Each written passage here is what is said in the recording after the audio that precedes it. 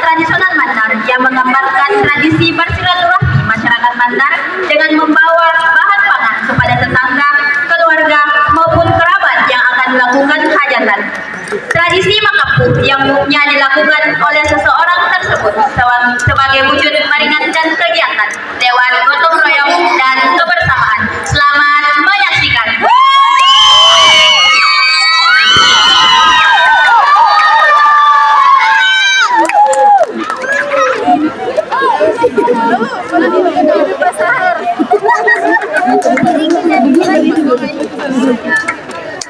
Juga deh.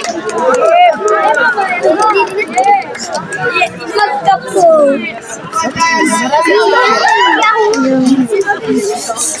Inilah penampilan dari SDN Negeri Kalukuang 2 Makassar.